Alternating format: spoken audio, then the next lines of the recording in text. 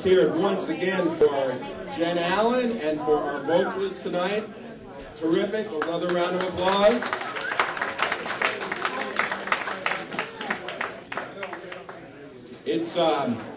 My name is Rand Cooper, and I'm glad to be here tonight introducing the poets who are going to read, and also later introducing Ken Krajewski. I'm going to just talk louder and louder until the background buzz in the room dies down just a little bit. Dies down just a little bit. I want to say something about Szechuan Tokyo and also about Paul Lewis. I've been coming to this restaurant for years. We stumbled across this place on the rebound from the former IHOP across the street. It's probably 10 years ago, and we found Szechuan Tokyo to be a unique establishment. The combination of food is the only Chinese-Japanese restaurant that has an amazing wine list anywhere in Connecticut. There are jazz nights here. Paul himself is a unique impresario. He is a jazz aficionado. He has himself hosted many shows here over the years, and I want to tell one story on Paul. And Paul, you need to be listening. About 4 or 5 years ago, my wife and I wanted to come to the New Year's Eve party here.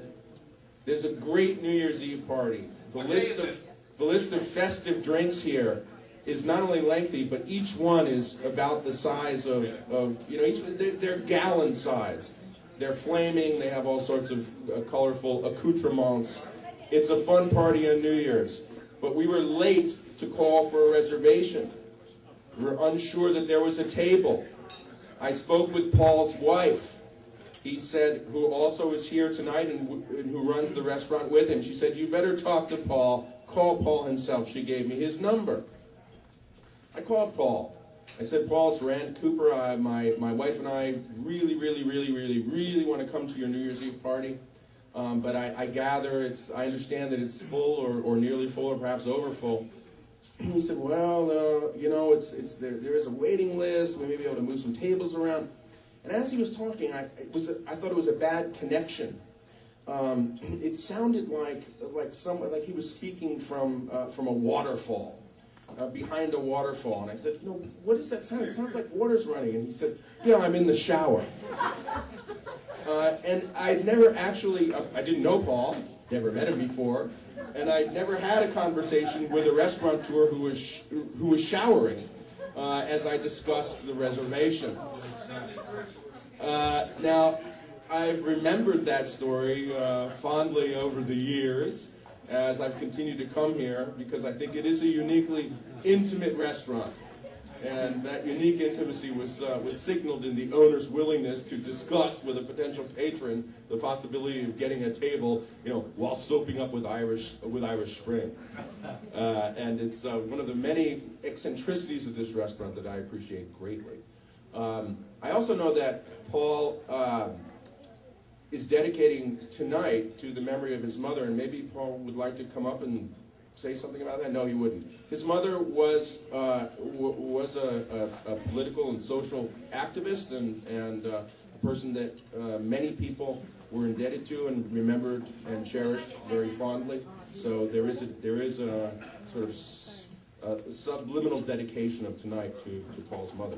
We have 4 poets reading tonight.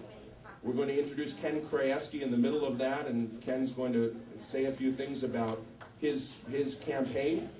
I'm really excited to be here on Ken's behalf. I'm going to say more about that later.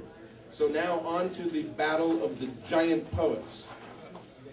The requirement for taking part in tonight's festivity on the poetry side was you had to be over 6'1", or you had to be Kate Russian.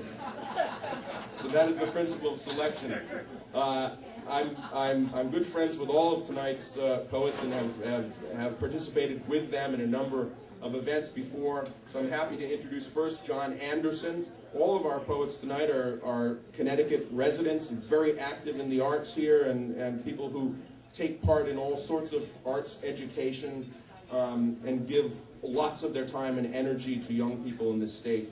And that makes us doubly glad to have them here tonight. Jon Andersen, in addition to being a giant, is the author of Stomp and Sing. These are lyrics of work, love, family, and class struggle. His poems have appeared in the Connecticut Review, The Progressive, The Rattle, and a whole bunch of other publications. And he lives in Storrs with his wife and fellow writer Denise Abercrombie and their two sons, Kit and Miles. Jon Andersen.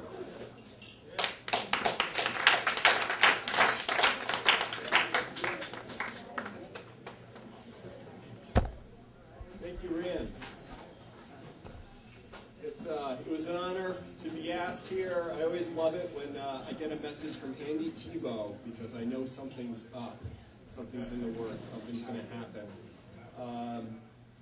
And it's an honor to read for Ken, who is running a serious social justice campaign and reminding us what politics is supposed to be about being human and reclaiming some of those values against the profit machine. I'm going to begin with a poem.